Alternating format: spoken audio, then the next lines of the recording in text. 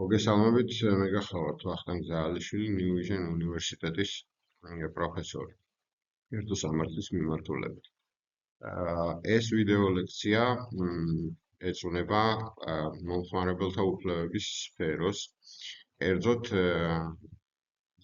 ურთიერთობების მოწესრიგების თავსებადობას და დღევანდელ მდგომარეობას ევროკავშირის სტანდარტებთან. როგორც მოგეხსენებათ, საქართველოსა და ევროკავშირის შორის 2014 წელს გაფორმდა ასოცირების შეთანხმება, რომელთაც საქართველოს ეკისრება ვალდებულება საკუთარი კანონმდებლობა და უახლოვოს ევროპულ სტანდარტებს ეტაპობრივად.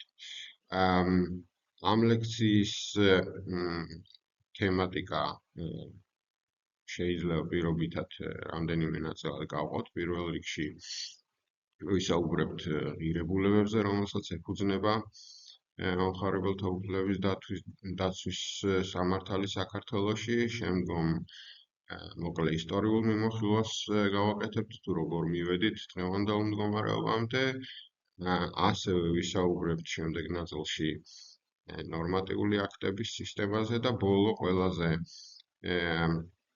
მოცულობითი ნაწილი დაუკავშირდება კონკრეტულ ინსტრუმენტებს, სამართლებრივ მექანიზმებს, რომლითაც დღესდღეობით შესაძლებელია მომხმარებლის დაცვა ჩვენს ქვეყანაში. ყველა ჩვენთაგანი ზოგადად მომხმარებლები ვართ და ყოველდღიურ მოთხოვნილებებს ვიკმაყოფილებთ ბაზარზე კონკრეტული პროდუქტებისა და მომსახურების შეძენით და პრინციპში თანასწორ საზოგადოებაში ნების თავისუფალი გამოვლინების საფუძველზე წესით სპეციალური რეგულირების აუცილებლობა არ უნდა არსებობდეს, რადგან ფორმალურად სულ ყველანი თანასწორი ვართ და ბონიერი, ასე ვთქვათ, სუბიექტის შემთხვევაში, რომელსაც სურს ხელშეკრულების დადება, განსაკუთრებული დაცვის მექანიზმების არსებობა არ არის საჭირო არც ერთი მხარისთვის. მიუხედავად ამისა, სამომხმარებლო ურთიერთობები სპეციფიკით ხასიათდება და ფორმალური თანასწორობა პრაქტიკაში ხშირად ფიქციად რჩება ხოლმე, ამიტომ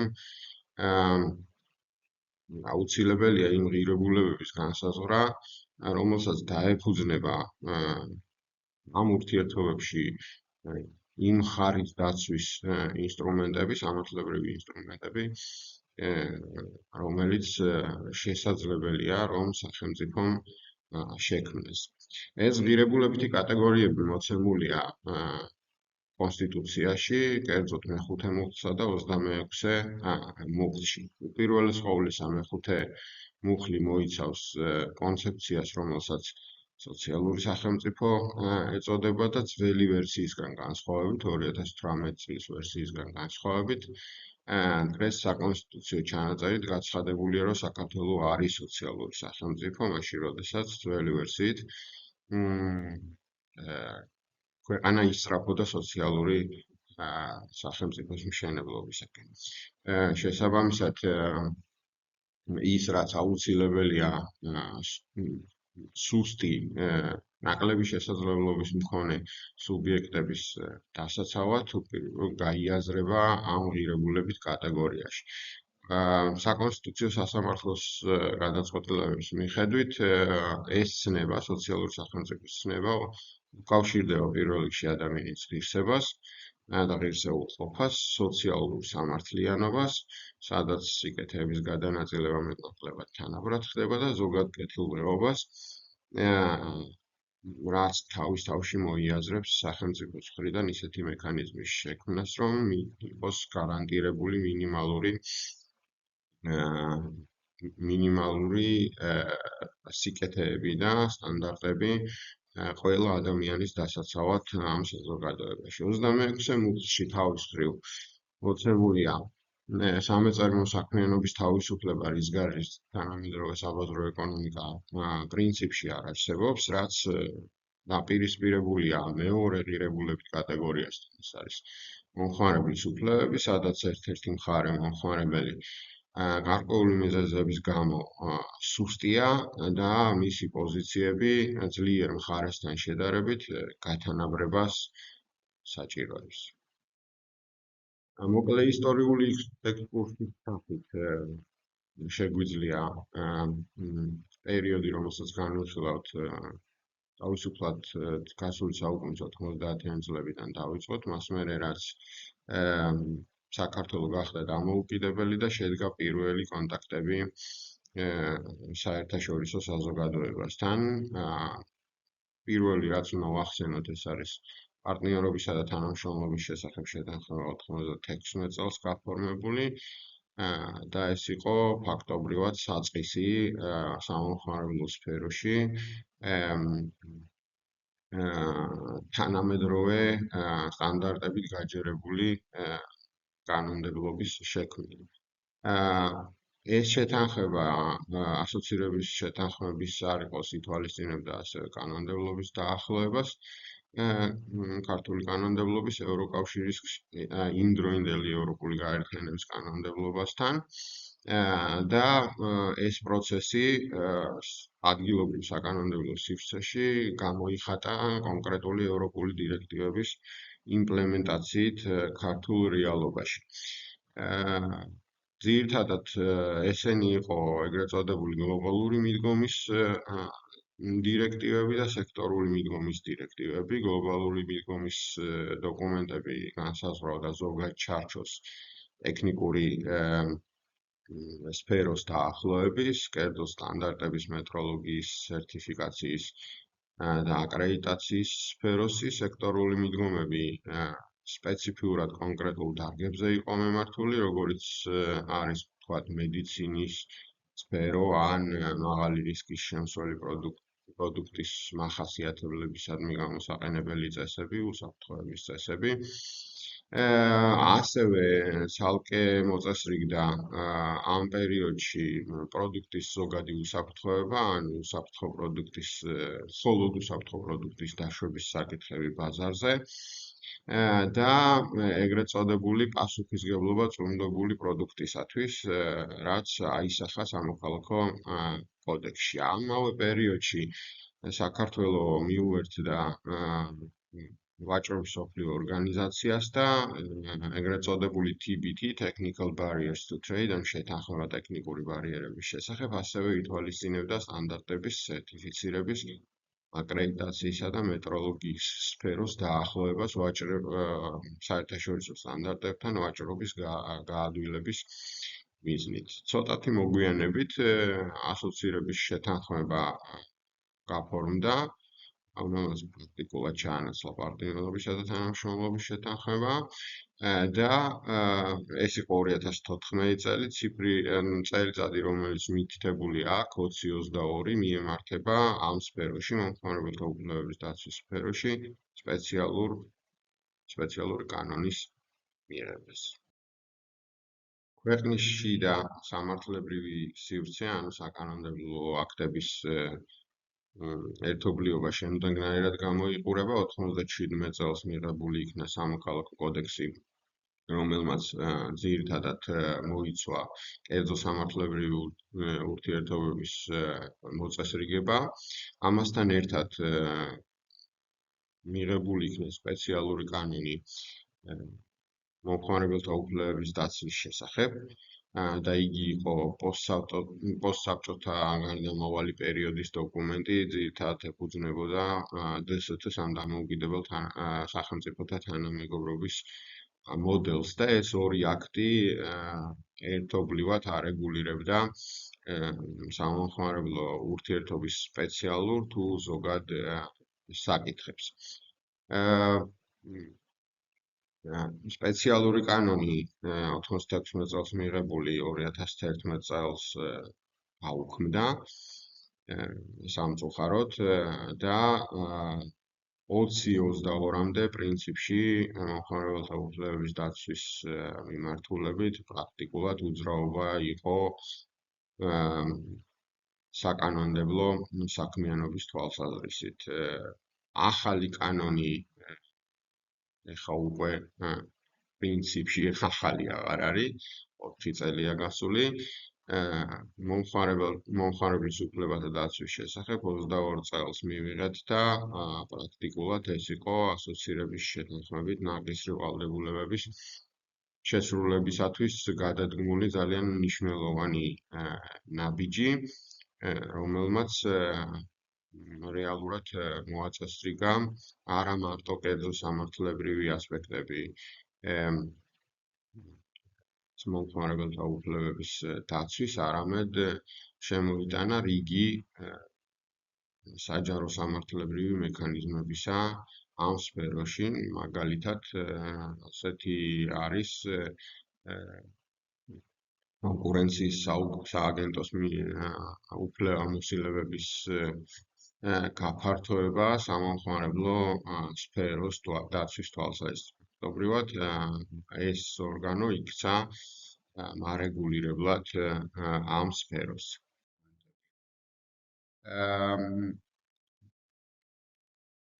გარდა ამისა, გარდა ამ დასახელებული ორი კანონისა, რომელიც დღესაც მოქმედია, სახეზე გვაქვს პროდუქტის უსაფრთხოებისა და თავისუფალი მიმოქცევის შესახებ კოდექსი, რომელმაც 2011 წელს თავი მოუყარა და დღესაც მოქმედია სტანდარტების სერტიფიკაციის მეტროლოგიის სისტემის რეგულირებას და პროდუქტების ბაზარზე დაშვების თაობაზე წესებს. რეალურად ეს კანონი კოდექსის სახით საჯარო სფეროს მარეგულირებელი აქტია და უპირატესად ამ სიბრტყეში განიხილება. დღეს არსებული მოცემულობით ახალი კანონის პირობებშიაც კი სასურველი იქნებოდა არ გქონოდა ისეთი ტიპის ხარვეზები, რომელზედაც ეხა მე ვისაუბრებ, აქ ყვითელი ფერით არის გამოყოფილი სათაური სისტემური რეგულირების პრობლემა. საქმე იმაშია, რომ არსებითად ახალი სპეციალური კანონის მიღებით სხვადასხვა მიზეზების გამო ცალკეული საკითხების დუბლირება გვაქვს სახეს. მაგალითად, ახალ კანონში მომხმარებლის უფლებათა დაცვის შესახებ მოცემულია სპეციალური ნაწილი, რომელიც უკავშირდება ეგრეთ წოდებულ სტანდარტულ პირობებს. ეს სპეციფიური დაცვის კონცეფცია არის მომხმარებელთა უფლებების დაცვის სფეროში და შემდგომ სლაიდებში მას უფრო დეტალურად მივუბრუნდებით. მეორე დასათაურება, რომელიც სტანდარტულ პირობებს თანამედროვე ტერმინოლოგიით სპეციალურ კანონით აქვს, ეს არის უსამართლო სახელშეკრულებო პირობები. ეს სეგმენტი მოაწესრიგა ახალმა კანონმა ისე, რომ შესაბამისი ნაწილი სამოქალაქო კოდექსში არ გაუქმებია და ფაქტობრივად გამოვიდა, რომ ერთი და იგივე სამართლებრივ ურთიერთობებს დღესდღეობით აწესრიგებს როგორც სპეციალური კანონი მომხმარებლის უფლებათა დაცვის შესახებ, ისე სამოქალაქო კოდექსი. აქ ამ წინააღმდეგობას შორის, ან დუბლირებას შორის სპეციფიკური გადაჭრის ან კოლიზიის გადაჭრის მექანიზმი არსებობს, თუმცა ყოველთვის ეფექტიანი იგი შეიძლება არ აღმოჩნდეს. მეორე ტიპის, ასე ვთქვათ,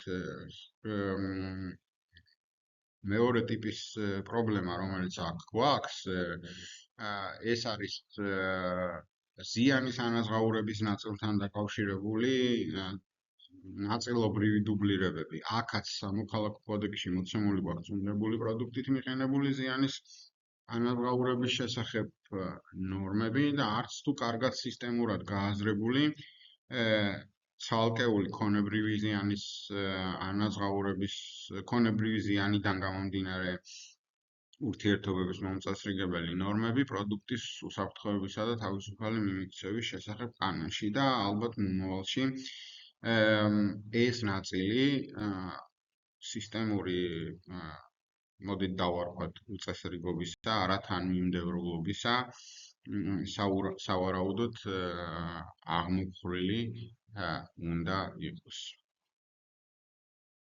ზოგადად კერძო სამართლებრივი ურთიერთობები თანასწორობაზე დაფუძნებული ურთიერთობებია, თანასწორობაზე და ნებაყოფილობითობაზე დაფუძნებული ურთიერთობები და ეს პრინციპში სამოქალაქო კანონმდებლობით გარანტირებულია თითქმის ყველა ქვეყანაში, მათ შორის საქართველოში.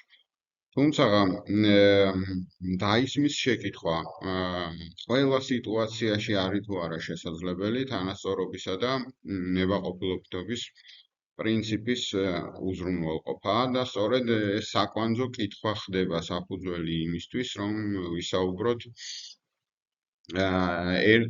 ეგრეთ წოდებულ ასიმეტრიულ ურთიერთობებზე, სადაც მიუხედავად საკანონმდებლო დანაწესებისა პრაქტიკაში ერთ-ერთი მხარე ურთიერთობის მონაწილე და სამომხმარებლო ურთიერთობებში ეს არის მომხმარებელი გაცილებით უარეს სიტუაციაშია, ვიდრე მეორე შედარებით უფრო ძლიერი მხარე, მეწარმე, რომელიც პროდუქტებითა და მომსახურების ვაჭრობით არის ბაზარზე დაკავებული. ნორმები, რომელიც უზრუნველყოფს ხელშეკრულების დადების თავისუფლებას, მოცემული გაქვს სამოქალაქო კოდექსში, კერძოდ 319 მუხლში, ყველას შეუძლია თავისუფლად დადეს მისთვის სასურველი გარიგება და ამის მეშვეობით უზრუნველყოს საკუთარი ინტერესების რეალიზაცია. თანასწორობა ცხადია პირველ რიგში კონსტიტუციით არის გარანტირებული, თუმცა ასევე სამოქალაქო კოდექსით განისაზღვრება, რომ ორი მხარე რეალურად კერძო სამართლებრივ ურთიერთობებში არის თანასწორი. ამას მოდით პირობითად უწოდოთ ფორმალური თანასწორობა, რომელიც უპირისპირდება რეალობას და დღესდღეობით ნორმატიულადაც უკვე აღიარებულია, რომ ყველა სიტუაციაში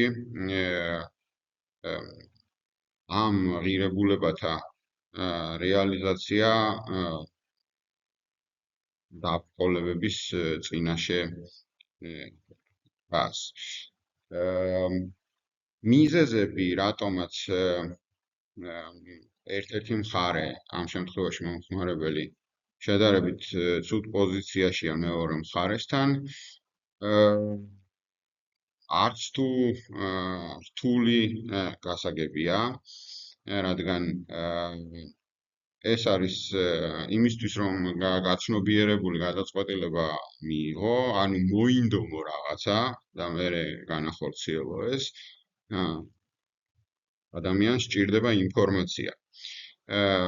პლუს ამას ხშირ შემთხვევაში ინფორმაცია შეიძლება გქონდეს, მაგრამ გაკლდეს გამოცდილება და სწორედ აი ამ ორი კომპონენტის ნაკლებობას განიცდის უმეტეს შემთხვევაში ადამიანი, როგორც მომხმარებელი და ამ რანგში გარიგების დამდები ბაზარზე. ამ ლექციაში акцентები უმეტესწილად ევროპულ მოდელს მიემართება. პირველ რიგში უნდა ვახსენოთ ეგრეთ წოდებული ჩარჩო დირექტივა, რომლის ნომერი მოცემულია 2011 წელს მიღებული დირექტივა, რომლის ნომერი მოცემულია თქვენთვის ეკრანზე და ეს ასე ვთქვათ ნორმატიული აქტი წარმოგვიდგენს პარადიგმას, რომლის ნაწილებიც არის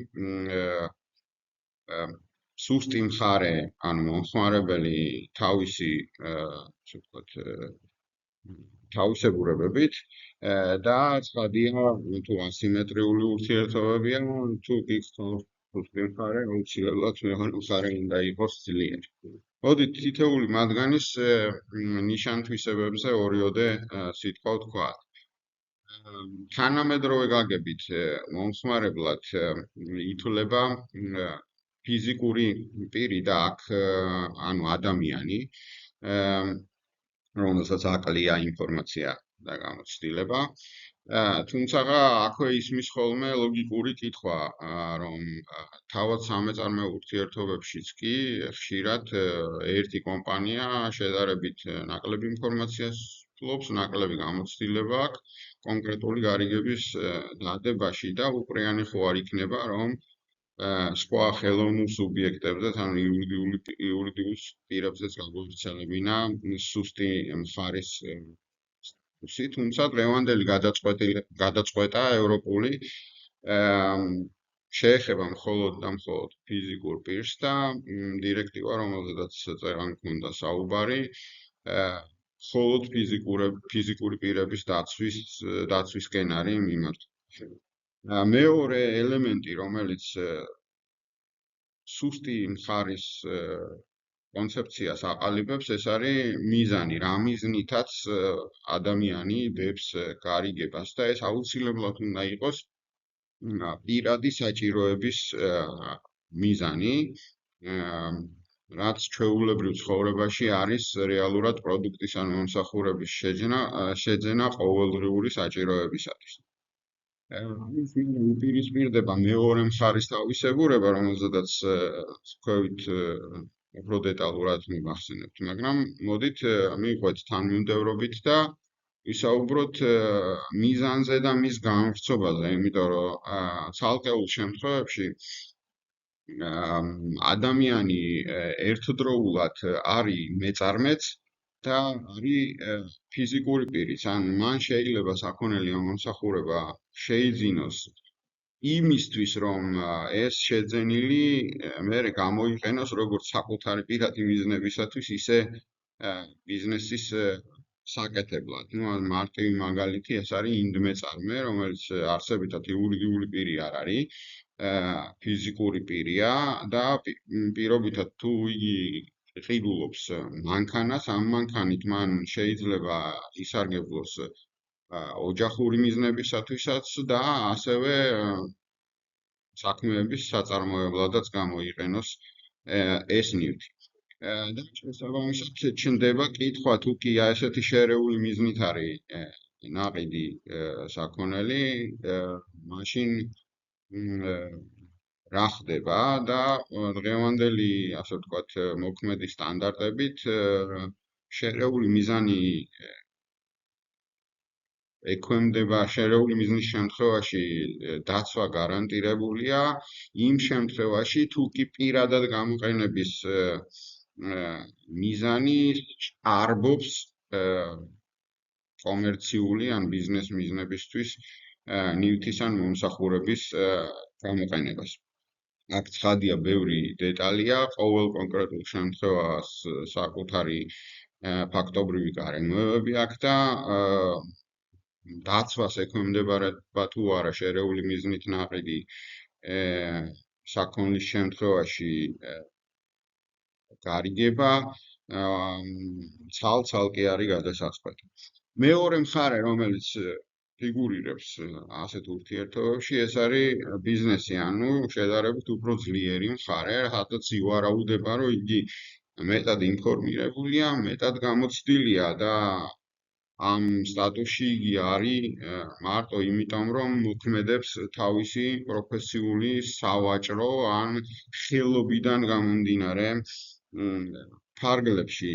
და ცხადია, თუ კი შენ ასეთი საქმიანობით ხარ დაკავებული, ლოგიკურია ვარაუდი, რომ იმას, რასაც აკეთებ, კარგად იცნობ, ანუ გაქვს სათანადო ინფორმაცია, და თუ წარმატებული ხარ, გაქვს ცხადია გამოცდილება. შეიძლება თავიდან მეწარმოებული არ იყო, მაგრამ თუ მუდმივად ამ საქმიანობით ხარ დაკავებული, მეტი ინფორმაციაც გაქვს და მეტი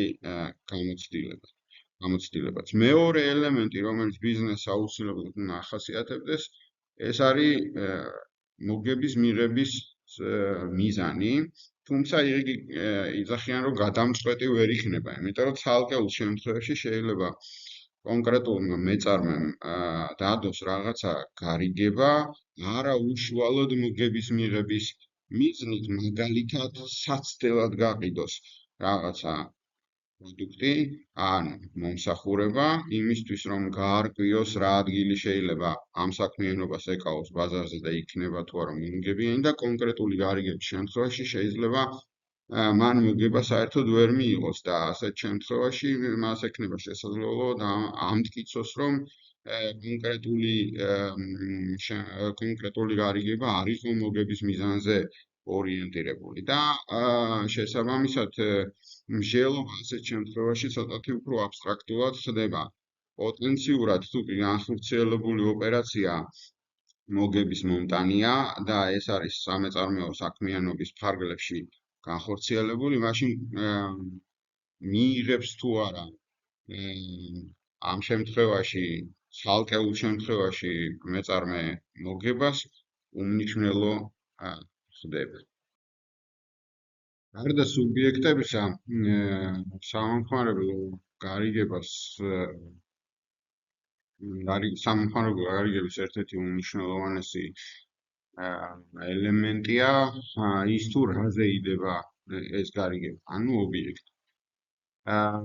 როგორც წესი, უმეტესწილად ეს არის რაიმეს ყიდვაანი მომსახურების მიღება.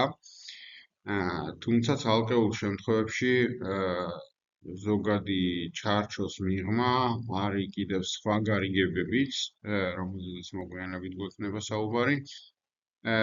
რაც ასევე სამომხმარებლო გარიგებებად განიხილება და ცალკეა მოწესრიგებული, არა იმ დირექტივაში, რომელზედაც ცოტა ხნის წინ მქონდა საუბარი.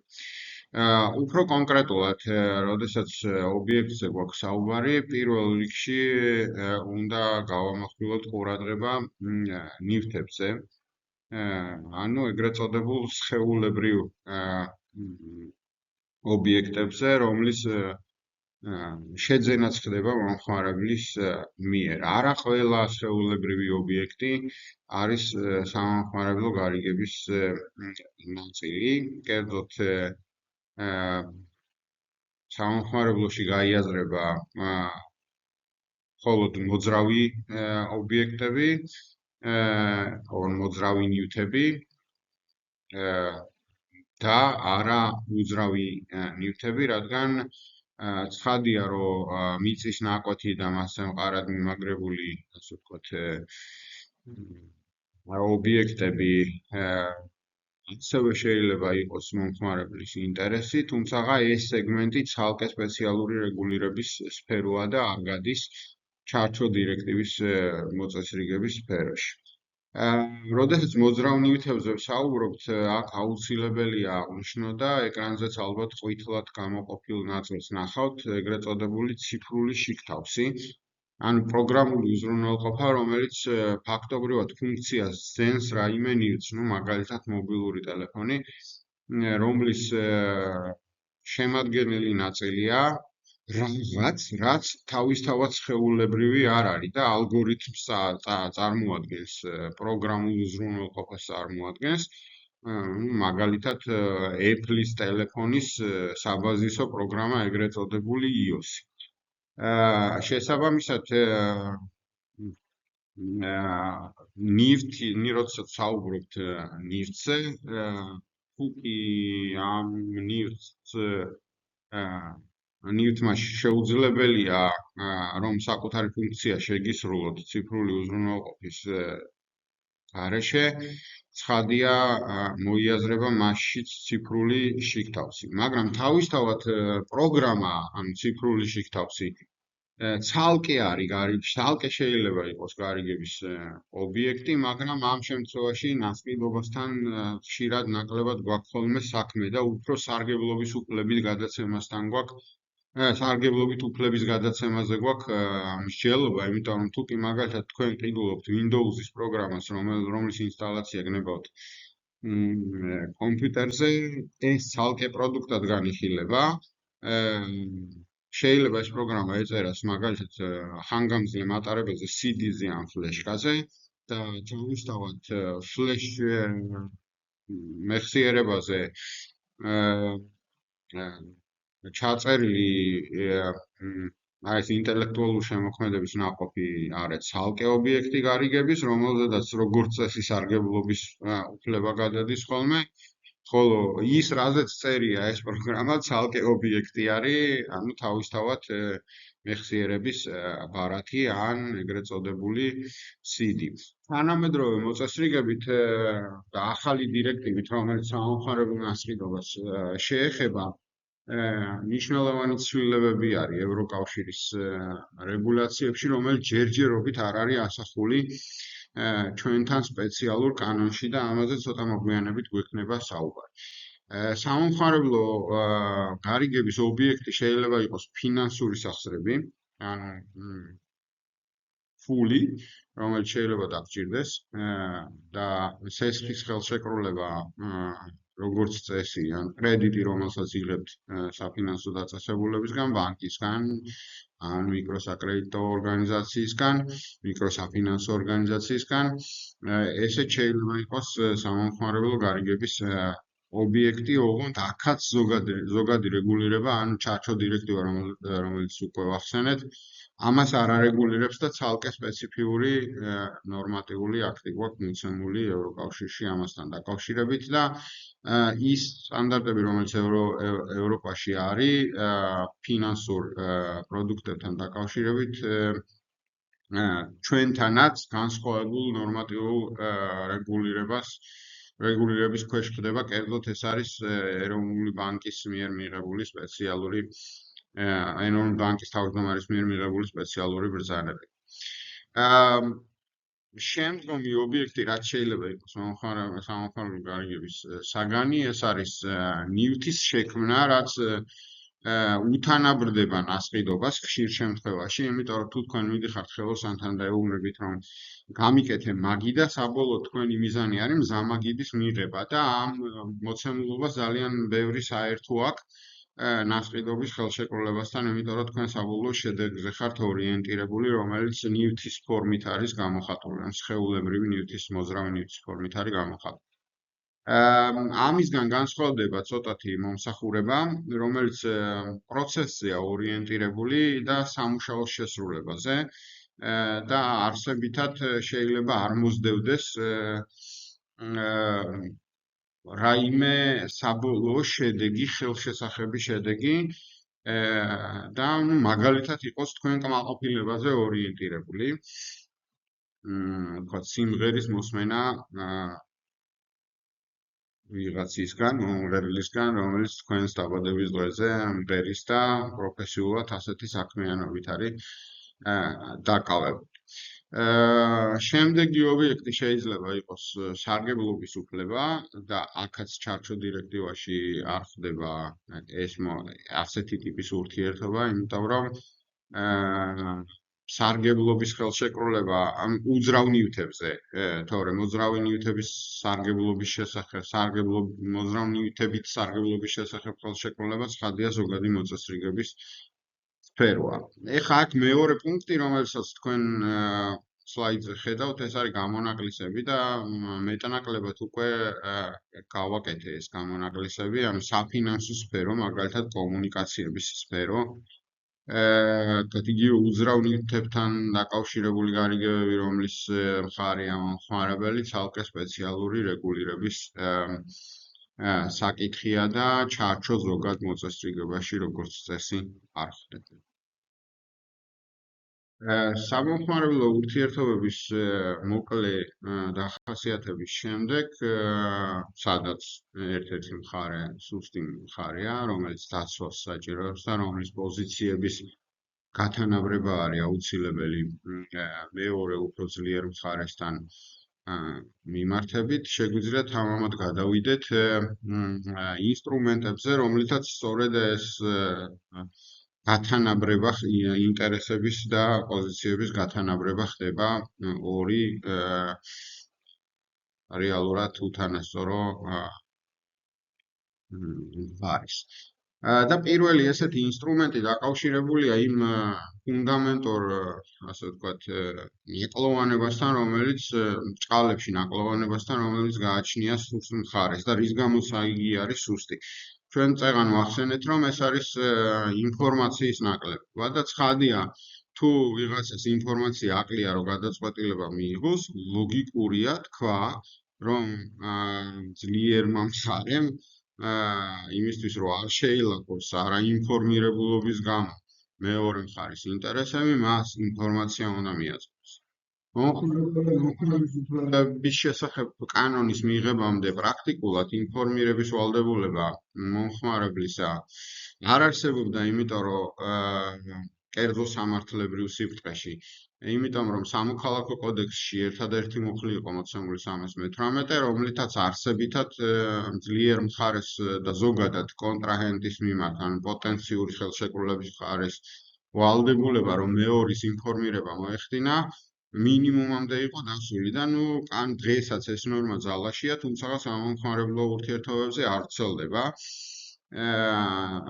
და ამ ნორმით ფაქტობრივად მეწარმეს, რომელიც ძლიერი მხარეა სამომხმარებლო ურთიერთობებში, არანაირი ინფორმაციის მიწოდების ვალდებულება არ გააჩნდა სუსტი მხარის მიმართ.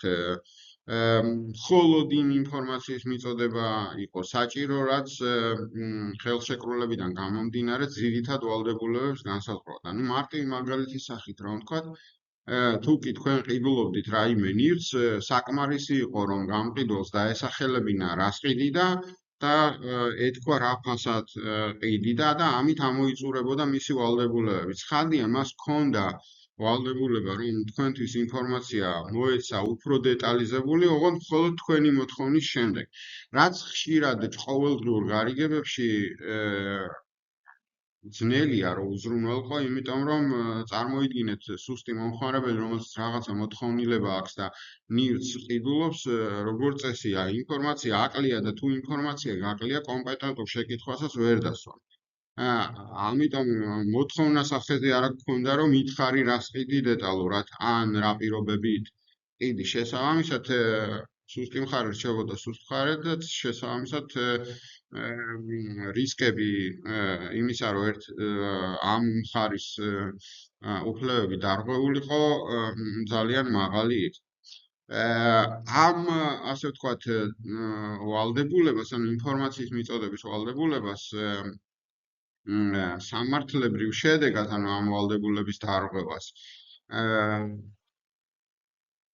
მოყვება განსაზღვრული სამართლებრივი შედეგი, თუმცა როგორ გამოითვლება ეს შედეგი თავისთავად ფორმულა უხეშად რა ვთქვათ, ამ სამართლებრივი მექანიზმი ანალიზის საკმაოდ რთულია და იგი უკავშირდება კონცეფციას, წმინდად გერმანული სისტემისთვის დამახასიათებელ კონცეფციას, რომელსაც სიტყვასიტყვითი თარგმანით ეწოდება ბრალი წინასახელშეკრულება ვალდებულებაში, ლათინური ტერმინით, რომელსაც ხედავთ ეკრანზე, ეს არის culpa in contrahendos დოქტრინა გერმანული გაგებით, რომელიც სამოქალაქო კოდექსში ჩვენს გვაქვს გადმოტანილი და ეს სიტუაცია, ან ვალდებულების დარღვევა წინასახელშეკრულებო ეტაპზე, ინფორმირების ვალდებულება და ზოგადად ნებისმიერი ვალდებულების დარღვევა გადის საკმაოდ სპეციფიურ სამართლებრივ შედეგებზე, რომელიც ხშირად შეიძლება არ იყოს სასარგებლო მომხმარებლისთვის, ამიტომ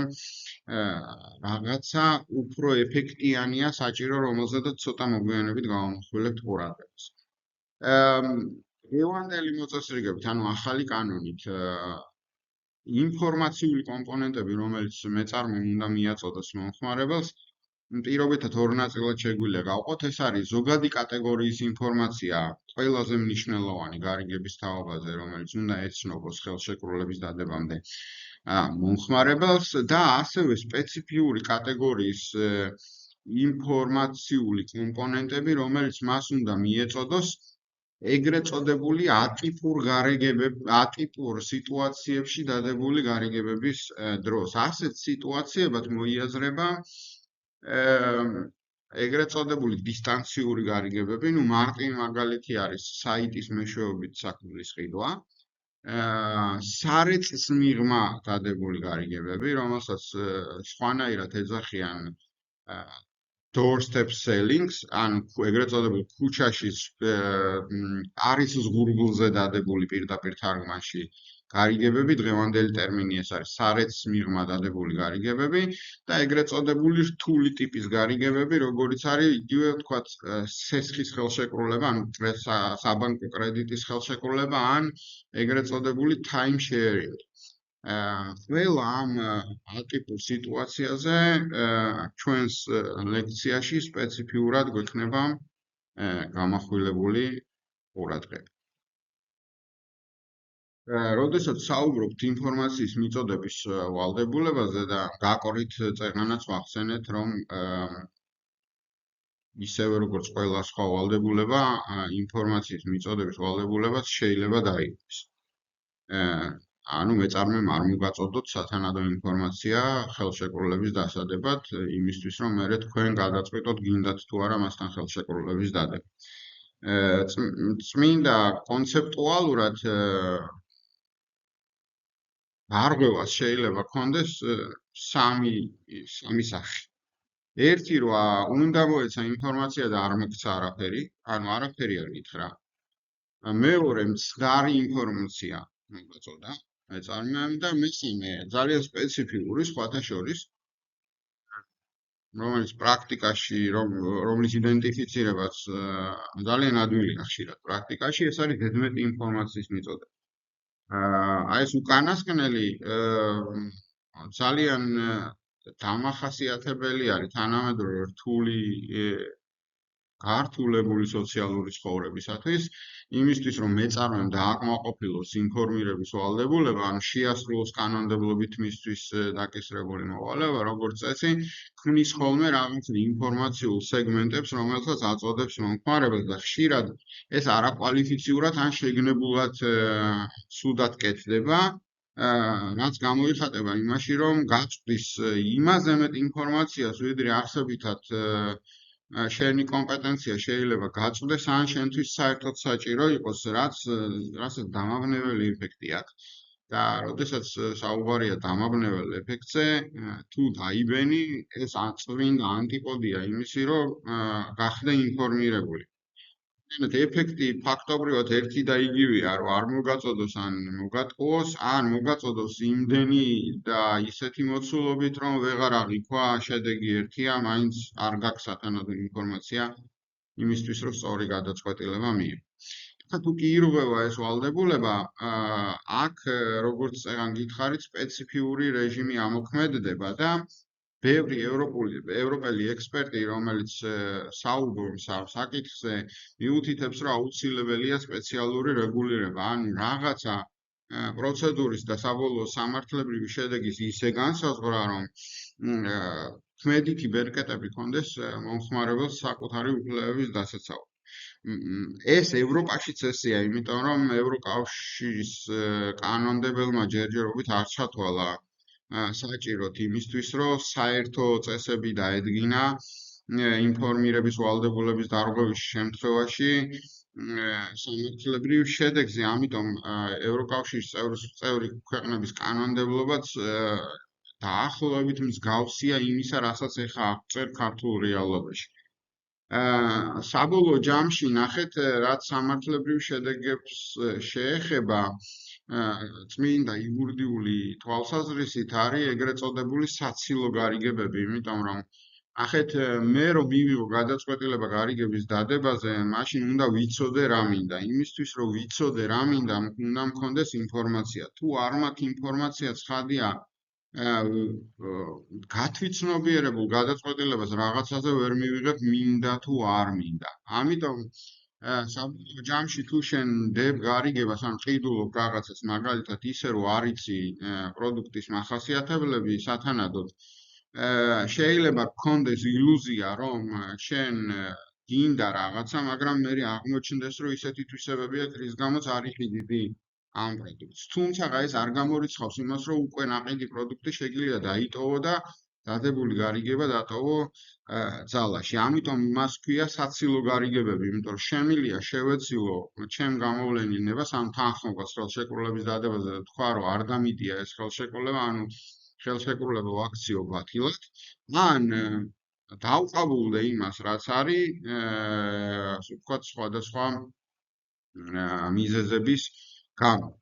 წმინდა სამართლებრივი თვალსაზრისით ეს შედეგები დაკავშირებულია ეგრეთ წოდებულ შეცდომით, მოტყუებით ან იძულებით დადებულ გარიგებებთან და ცალკეულ სპეციფიურ შემთხვევებში და განსაკუთრებით ეს ეხება ზემოთ დასახელებულ ატიპურ გარიგებებს, ან ქუჩაში დადებულ დისტანციურ და რთული ტიპის გარიგებებს, სადაც სპეციალური მექანიზმი მოგონილია და ჩვენ კანონმდებლობაშიც არის გადმოტანილი, ეს არის გაგრილების პერიოდი, ან თუ კი არასტანდარტულ გარემოში იდებ ხელშეკრულებას და მე ნახავ, რომ ამას არ დადებდი რაღაცა რო გწოდნო და შენ გაქვს უფლება, რომ განსაზღვრული ვადის განმავლობაში ყოველგვარი პირობების გარეშე შეწყვიტო ეს ხელშეკრულება, ანუ ეგრეთ წოდებული ხელშეკრულებიდან გასვლის ინსტრუმენტი გამოიყენო. თუმცა თუ საუბარი არ არის ატიპურ გარიგებებზე, მაშინ ზოგადი მექანიზმებით უნდა იხელმძღვანელო და თქვა, რომ შევცდი რაღაცას რო ყიდულობდი, რომელიც იდეაში შენი ბრალია. მეორე რომ მომატყუეს, ან მაგალითად მომაწოდეს ინფორმაცია განზრახ, რომელიც შეცდომაში შემყვანია და ამიტომ მაქვს უფლება, რომ უარი ვთქვა იმაზე, რაც ვთქვი, თანხმობაზე. იძულებას ჰქონდა ადგილი, რომელიც განსაზღვრული ხარისხით წმინდა თეორიული თვალსაზრისით შეიძლება არსებობდეს, განსაკუთრებით ქუჩაში დადებულ გარიგებებზე, სადაც მოულოდნელობის ეფექტი ფიგურირებს და ამაზე ცოტა მოგვიანებით გავამახვილებთ ყურადღებას. ზემოთ უკვე ვახსენეთ რამდენიმე ატიპური, უბრალოდ ორი ატიპური სიტუაცია, როდესაც მომხმარებელი სპეციალური დაცვით უნდა სარგებლობდეს. ერთ-ერთი მათგანია ეგრეთ წოდებული სარეწ მიღმა დადებული გარიგება. ცოტა უცნაური ტერმინია, თუმცა ისტორიული თვალსაზრისით საუბარია ისეთ ვაჭრობის ისეთ სახეზე, როდესაც მეწარმე გადის საკუთარი საქმიანობის ჩვეულებრივი ადგილიდან, ეს იქნება თავად თუ წარმომადგენლის მეშვეობით და პროაქტიულად სთავაზობს სხვა ადგილებში მომხმარებელს საკუთარ პროდუქციას ან მომსახურებას, რითიც ფაქტობრივად სარგებლობს მოულოდნელობის ეფექტით. ასეთი, ასე ვთქვათ, ვაჭრობის ხერხები ადრეულ პერიოდში ძალიან აქტიურად გამოიყენებოდა.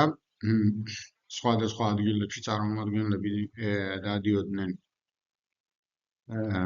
სარეკლამო კომპანიით და იქვე ხდებოდა ხელშეკრულებების დადება. მეორე სათაური, რომელიც ასეთ სიტუაციებს აქვს, სწორედ ამ სპეციფიკასთან არის დაკავშირებული, ინგლისურში doorstep, ანუ ქართულად არაპირდაპირ ქუჩაში დადებულ გარიგებად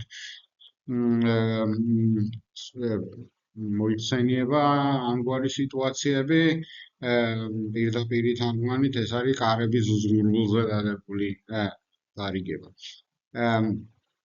როგორც წესი მომხმარებელი საჭიროებს ინფორმაციას და მე ამ ინფორმაციის ანალიზს, ასევე ალტერნატივების მოძიებას, როდესაც იღებს გადაწყვეტილებას შეიძინოს თუ არა ესა თუ ის პროდუქტი და მომსახურება. ხოლო ასეთ სიტუაციებში იგი იმყოფება ისეთ ვითარებაში, როდესაც საერთოდ არ გეგმავს გარიგების დადებას და შეიძლება ადრე მას ნაფიქრი აქვს კონკრეტული რაღაცის ყიდვაზე ან მსახურების მიღებაზე, მაგრამ იმ წუთას, როდესაც იგი დებს გარიგებას, ამისთვის საერთოდ არ არის განწყობილი. ამდენად სპეციალური ხერხებისა და ფსიქოლოგიური მეთოდების გამოყენებით მეწარმეები ცდილობენ, რომ ისარგებლონ მოულოდნელობის ეფექტით და სისწრაფისა და ვთქვათ წინასწარ გაანალიზებული მომხმარებელთა მოთხოვნების საფუძველზე აღწევენ იმას, რომ კონკრეტულ ინდივიდუალურ მომხმარებელთან არაორდინალურ გარემოში, სადაც იქ საერთოდ არ ელოდება გარიგების დადებას, აფორმებენ ხელშეკრულებას და ცხადია ეს მოიცავს როგორც არჩევანის შეზღუდვის ელემენტებს, ისევე იძულების განსაზღვრულ ხარისხს და შესაბამისად ითვლება, რომ ეს არის ზეგავლენა ნების თავისუფლ ფორმირებაზე და მის გავლენაზე ამდენად მომხმარებელი რაღაცა ინსტრუმენტით მაინც უნდა იყოს დაცული ასეთ სიტუაციაში, რაც არსებითად არის ხელშეკრულების შეწყვეტის უფლების მინიჭება მისთვის.